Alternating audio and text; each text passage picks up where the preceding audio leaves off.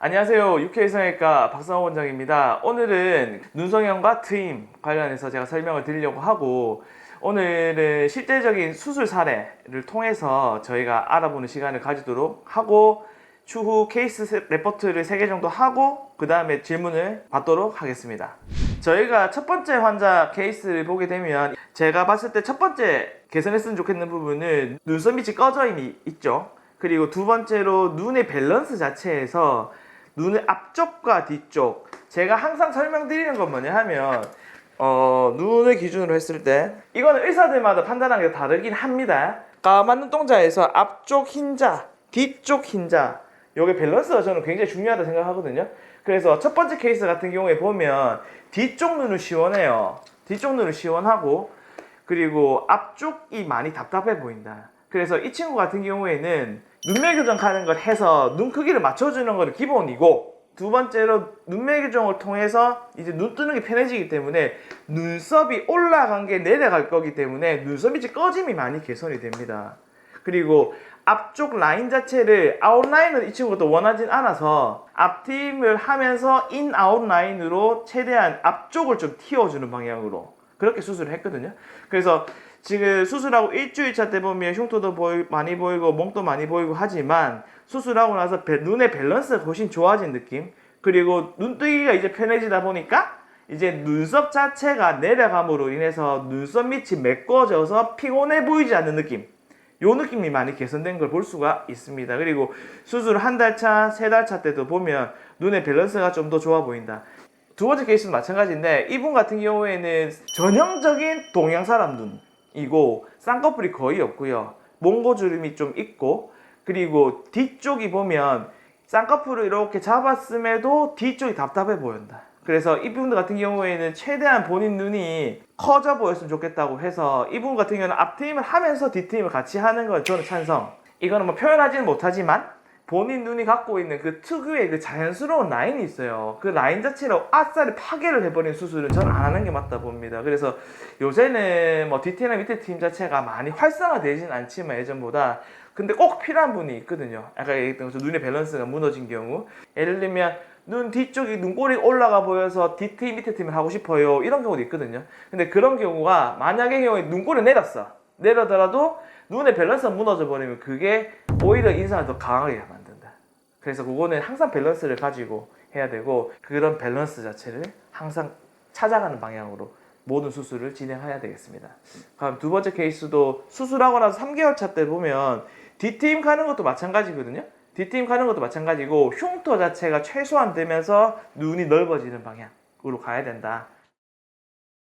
세 번째 케이스 보겠습니다. 이분 또 눈 자체가 실제로 보면 조금 이제 크시고 대신에 전형적인 동양 사람 눈입니다. 그래서 눈꼬리가 좀 올라가 보이고 눈 뒤쪽이 답답해 보이고, 특히나 뒤쪽보다는 앞쪽의 밸런스가 지금 무너져 보이죠. 그래서 이분 같은 경우에 필수적으로 해야 되는 건 뭐냐, 눈매 교정 해서 눈 크기가 오른쪽이 좀 작고 왼쪽이 크기 때문에 눈매 교정 해야 될 것 같고, 두 번째로 눈꼬리가 올라가 보이기 때문에 눈이 앞쪽, 그러니까 눈꼬리와 눈 위쪽 앞쪽, 여기 쉽게 말해 일반 시청자분이 봤을 때 12시부터 3시까지 여기를 트여주는 게 중요해요.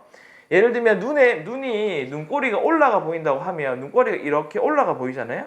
근데 이거를 눈꼬리를 내리는 게 중요한 게 아니고, 눈꼬리는 가만히 있더라도 앞쪽이 열리면서 이게 올라가 보이면 눈꼬리가 조금 더 낮아 보이는 게 생기거든요. 그래서 이게 어찌 보면 페이크가 많아요. 예를 들면 이렇게 하면 조금 더 눈꼬리를 해치지 않더라도 조금 눈이 시원해 보인다든지 눈꼬리가 내려가 보인다든지, 이걸 유도하는 경우가 성형외과 의사들이 굉장히 많기 때문에 그런 거에 대해서 생각을 해야 된다. 그래서 이분 같은 경우에는 첫 번째 사진 보시면 눈꼬리가 굉장히 올라와 보이고 눈이 좀 사나 보이잖아요. 근데 이분 같은 경우에 디테일도 원했어.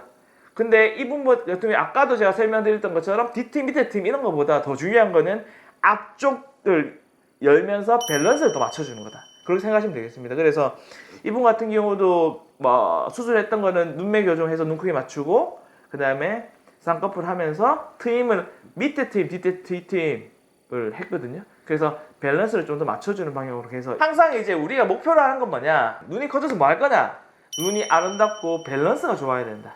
그게 진짜 중요한 겁니다. 그래서 저는 트임 같은 거 결정을 할 때 환자분하고 상담을 통해서 어떤 걸 원하는지, 난 화장을 안 하는데 뒷팀 밑에 팀을 조금 세게 하고 싶어요 라고 하면 트임을 많이 하면 할수록 흉터가 많이 보이거든요. 그래서 흉터가 적게 되는 방향, 트임을 적게 하는 방향인데 앞쪽을 좀 열어줌으로써 눈꼬리가 좀 내려가 보이고 눈이 조금 길어 보이고 이렇게 하면 좋겠다.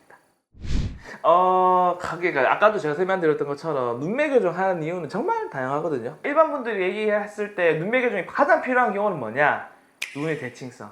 제가 눈매 교정을 보통 권하는 이유는 뭐냐 하면 눈의 크기 맞추고 뭐 눈썹 밑에 꺼짐이라든지 뭐 눈매 교정이 앞쪽이 필요한지 뭐 뒤쪽이 필요한지 이거에 따라서 다르기 때문에 그거는 원장님과 충분히 상의를 했으면 좋겠고, 또 필요 없는 경우도 있긴 했어요. 그래서 그런 경우는 원장님하고 내가 기대치가 어느 정도 되는지, 난 진짜 여기서 선만 끄면 된다, 작업하면 된다 라고 하면 눈 크기 맞출 필요 전혀 없거든요. 그래서 그런 거를 원장님하고 맞춰야 될 것 같아요. 제가 항상 얘기하는 게, 나무를 자꾸 보려고 하면 안 되고 숲을 봐야 돼요. 다른 사람들이 본인 얼굴을 볼 때 개선되는 게 성형외과의 목표거든요. 전체적인 눈의 밸런스, 얼굴에서의 눈의 조화 이런 거 봐야 되기 때문에 그런 거는 이제 상담하는 원장님하고 본인이 원하는 바가 명확하다면 그거에 대해 상담을 충분하게 하고 트임을 결정하시면 되겠습니다. 저는 그 성형외과 수술 자체를 할 때 항상 이제 대화를 좀 많이 하거든요. 수술하시는 분이 니즈를 최대한 반영을 하려고 하지만 근데 그게 아닌 건 아닌 거라서 이게 제 기준이 있어요. 제 기준에 아닌 거는 이건 아닌 것 같다, 이렇게 하면 좋겠다 권유해보고, 그리고 했는데 본인이 원한다 하면 본인 원하는 대로 합니다. 그리고 보통 이제 제가 권유는 하되 제가 결정을 하지 않아요. 왜냐하면 본인 눈이니까. 저는 앞트임을 굉장히 좋아하고요. 앞트임은 뭐 흉터는 저는 솔직히 크게 안 보인다 생각하고, 필요하다고 하면 하시면 좋고, 하시는 게 쌍꺼풀이 풀리는 걸 좀 방지를 할 수 있어요. 솔직히 말하면 횟수는 상관이 없고요. 근데 가장 하면 안 되는 거, 피부 여유분이 없을 때. 근데 이 피부 여유분이 없으면 눈을 감아 눈이 안 감겨요. 몇 번 하고 그 몇 번 횟수가 중요한 게 아니라 본인의 상태가 피부 여유분이 있냐 없냐, 이 차이가 진짜 중요합니다. 그런 부분이 필요하면 필요하고 필요 없으면 필요 없다. 그래서 그거를 너무 본인 혼자 끙끙 앓지 말고 저희 병원 오시면 제가 상담 열심히 해드리겠습니다.